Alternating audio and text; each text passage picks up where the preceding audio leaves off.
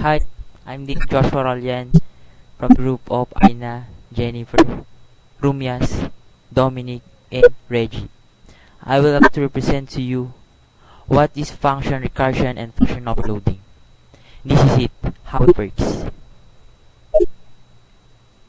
Function recursion and function overloading. Function recursion. Function recursion. Recursion is when a function calls itself, that is, in the course of function definition, there is a call to that very important function. Consider code. Void my function in counter. This recursion is not infinite, assuming a function is passed a positive integer value. What will be the output? Consider this code again. The above recursion is essentially a loop like for the while loop. Here's how. A simple base case which we have a solution for a return value. Sometimes there are more than one base cases. A way of getting our problems close to the base case. A way to chop out part of problem to get a somewhat simpler problem. A recursive call passes the simpler problem back into the function. Tips. The key to thinking recursive is to seek solution to the problem as a smaller version of the sample problem.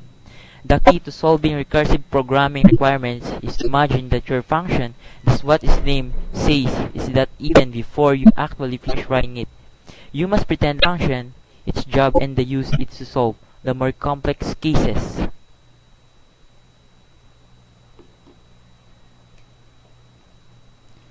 Here's how. Identify the base case. And what base case? A base case is the simplest possible problem or case problem could be passed. Return the correct value for the base case. Your recursive function will then be comprised of an if statement where the base case returns one value and the non-base case recursively calls decision with a smaller parameter or set of data.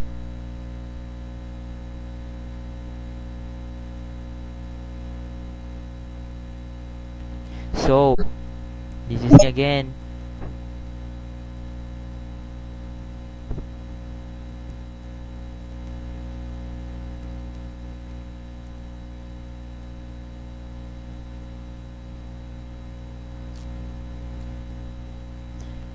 Here's how.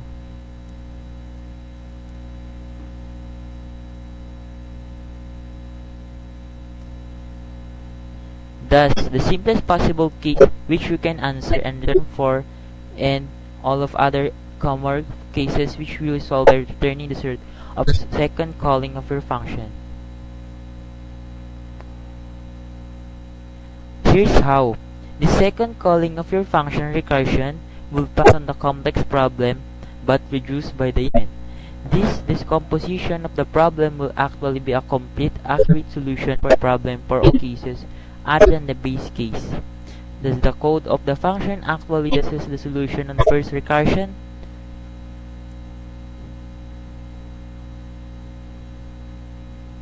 For example, 7 is equals to 7 by 6, by 5, by 4, by 3, by 2, and by 1. But we are also correct if we say 7 is not equals to 7 multiplied by 6. Seeing the factor of 7, in this second way, we have finished a valuable insight.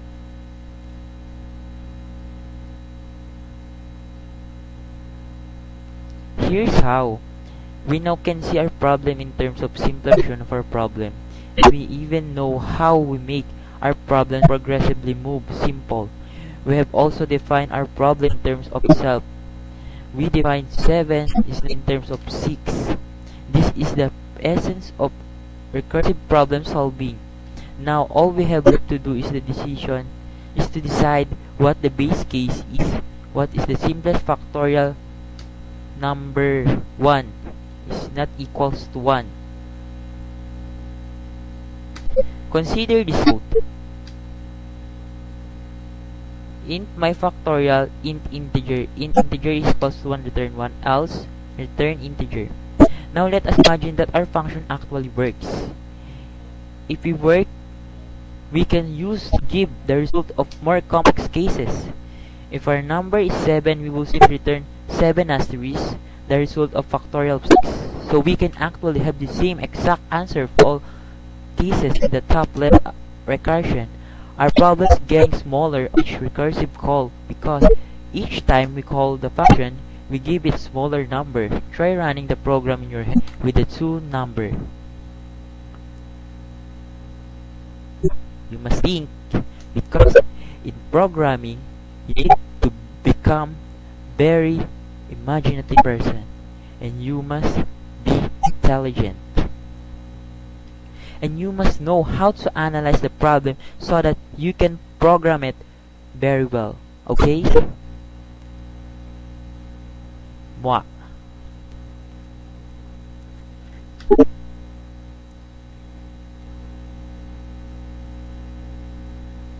Does it gives the right value? If works 1 for, then it must work for 2 since merely returns 2 factorial of 1. Now, when it works for 3, well, it must return 3 factorial of 2. Now, since we know that factorial of 2 works, factorial of 3 works too. We can prove that 4 works in the same way, and so on and so on.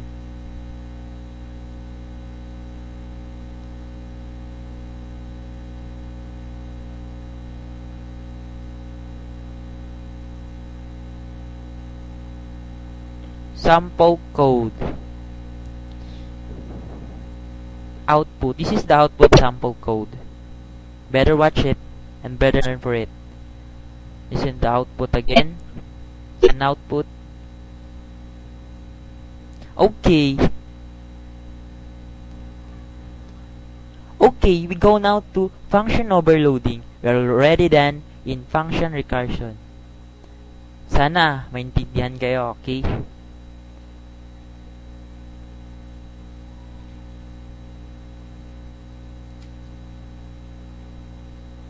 Function overloading. Overloading permits uniform naming and prevents programmers from having to convert names such as print_SZ or print_D. A function is overloaded when same names given to different function.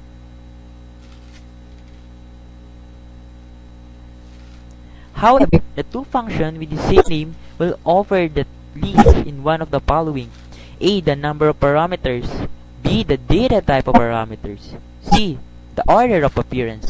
These three together are referred. Here is how. In C++, this usage is legal and goes by the term function overloading. That is, two or more functions may have the same name so long as the parameters type are sufficiently different enough to distinguish which function is intended. A function may not be overloaded on the basis of its return type.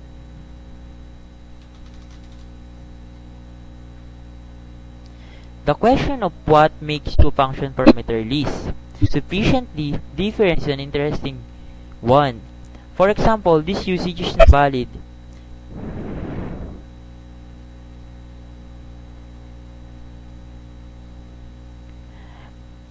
Better watch for code because you will learn from that. So listen very well. How will be the output of that?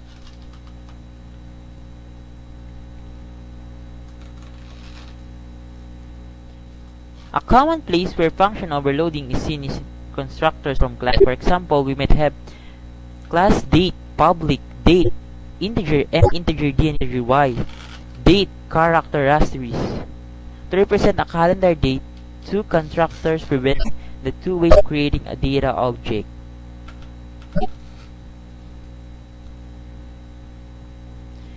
What can we go wrong with function overloading? Consider an example of string class. Class is string, public string, string car. Here we have the three constructions.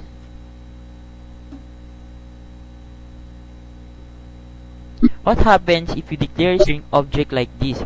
String S37. Clearly, the first string construct won't be called because of its no arguments, and 37 is a valid character, so the second constructor won't be used. That leaves string. Here is how. In this case, the user of got away with doing things this way, thought it's not clear what was intended usage like. string S12345 is even more problematic because 1345 cannot be converted to char in any meaningful way.